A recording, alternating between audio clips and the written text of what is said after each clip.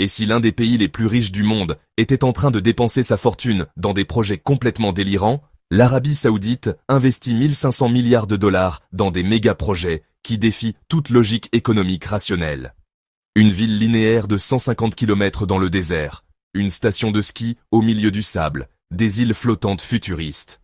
Ces projets pharaoniques révèlent une stratégie économique qui pourrait conduire le royaume vers la ruine financière totale. Neom devait être la vitrine technologique de l'Arabie Saoudite, avec des taxis volants et une énergie 100% renouvelable. Le coût initial de 500 milliards de dollars a explosé pour atteindre maintenant plusieurs billions de dollars. Les révisions internes suggèrent que seulement 1% du projet sera achevé d'ici 2030 malgré les investissements colossaux. La ville du futur ressemble de plus en plus à un mirage coûteux dans le désert saoudien. The Line représente peut-être le projet le plus ambitieux et irréaliste jamais conçu par un gouvernement moderne. Initialement prévue pour s'étendre sur 170 km, cette cité linéaire a été réduite à seulement 2,4 km.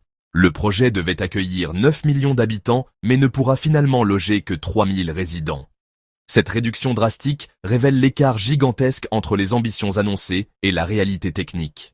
Si vous voulez comprendre comment les pétrodollars peuvent financer les rêves les plus fous, abonnez-vous et activez les notifications, car cette analyse dévoile les secrets de la démesure saoudienne. Trojena promet une station de ski alpine au cœur du désert, avec de la neige artificielle et des températures contrôlées. Des parcs à thème géant, des complexes hôteliers sur la mer Rouge et des îles artificielles complètent cette folie architecturale. Le gouvernement saoudien continue d'annoncer de nouveaux projets malgré les échecs et dépassements budgétaires répétés. La vision 2030 était censée transformer l'Arabie Saoudite en hub mondial d'innovation et d'investissement international. L'objectif consistait à réduire la dépendance pétrolière tout en créant une économie diversifiée et autonome. Mais au lieu d'investir dans l'éducation, la technologie ou l'industrie, le royaume choisit des projets spectaculaires. Ces investissements pharaoniques ressemblent plus à des symboles de prestige qu'à une stratégie économique cohérente. Qiddiya promet de devenir la capitale mondiale du divertissement avec des montagnes russes et des circuits automobiles. Le projet inclut des stades olympiques, des centres de sports extrêmes et des complexes de réalité virtuelle. Red Sea Project vise à créer 50 îles de luxe avec des hôtels sous-marins et des récifs artificiels. Chaque nouveau projet annoncé semble plus extravagant que le précédent, défiant les lois de la physique économique. Le problème fondamental réside dans le fait que ces projets ne créent aucune industrie productive véritable.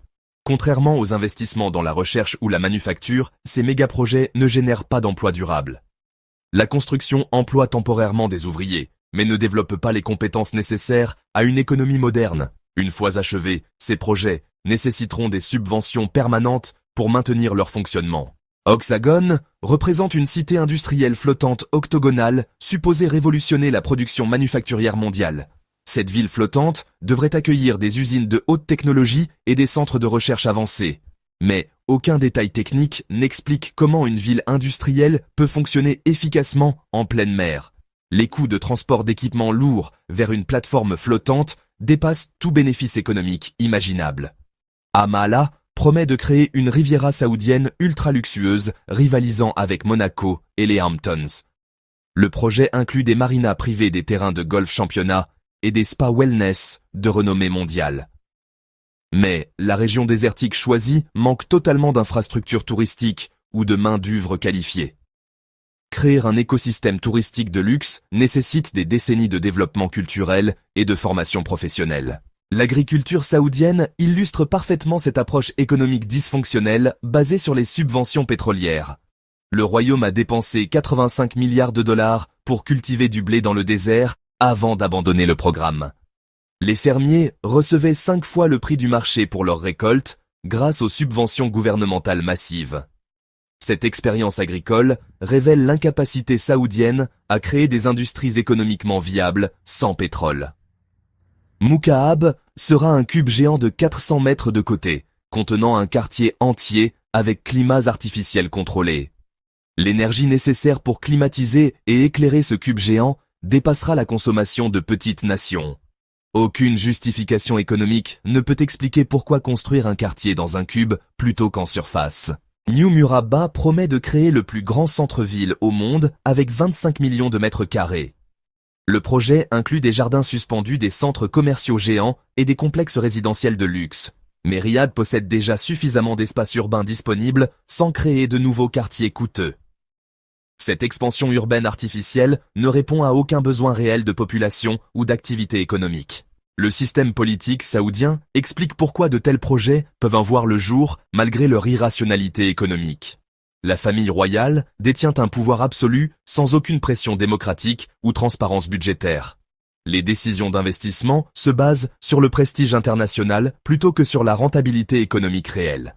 Cette concentration du pouvoir élimine tout mécanisme de contrôle ou de remise en question des dépenses publiques. Diriyah Gate veut recréer l'architecture traditionnelle saoudienne dans un complexe touristique et culturel gigantesque.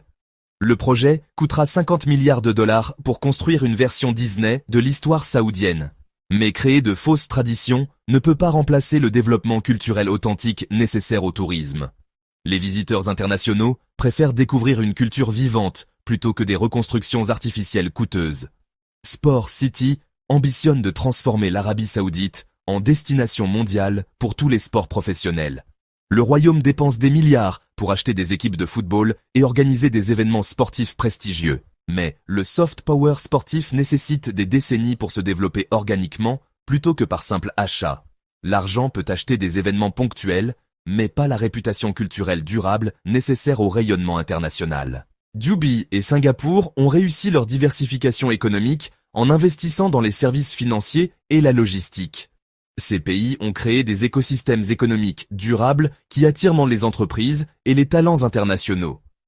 L'Arabie Saoudite préfère construire des attractions touristiques coûteuses plutôt que développer un environnement d'affaires compétitif. Les méga-projets saoudiens créent des emplois temporaires de construction mais pas d'économie productive à long terme. Roshen développe des communautés résidentielles haut de gamme supposées rivaliser avec les meilleures villes mondiales. Mais construire des quartiers luxueux ne suffit pas à attirer les talents internationaux nécessaires à l'innovation. Les professionnels qualifiés recherchent des écosystèmes éducatifs, culturels et entrepreneuriaux plutôt que simplement du luxe immobilier. L'Arabie Saoudite confond développement urbain avec développement économique, créant des villes magnifiques mais économiquement stériles. La dette publique saoudienne explose pour financer ses rêves architecturaux, tandis que les réserves financières s'épuisent rapidement. De 750 milliards de dollars il y a 10 ans, les réserves ont chuté à 400 milliards aujourd'hui. Cette hémorragie financière finance des projets qui ne généreront jamais les revenus nécessaires à leur amortissement. Au rythme actuel, l'Arabie Saoudite épuisera ses réserves financières d'ici 2036 selon les projections économiques. Les investisseurs internationaux commencent à exprimer des inquiétudes croissantes concernant la viabilité de ces méga-projets.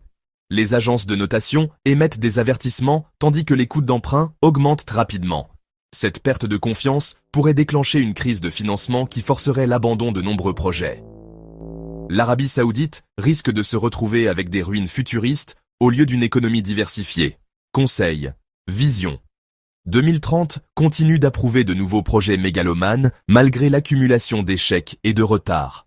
Cette fuite en avant révèle l'incapacité du système politique à reconnaître ses erreurs ou changer de stratégie. Les architectes internationaux empochent des honoraires gigantesques pour concevoir des projets qu'ils savent irréalisables. Cette industrie de la consultation tire profit de la naïveté saoudienne sans créer aucune valeur économique réelle. Abonnez-vous pour comprendre comment les pétrodollars peuvent financer les plus grandes folies architecturales de l'histoire humaine. L'avenir de l'Arabie Saoudite dépend de sa capacité à abandonner ses rêves grandioses pour des investissements économiquement rationnels.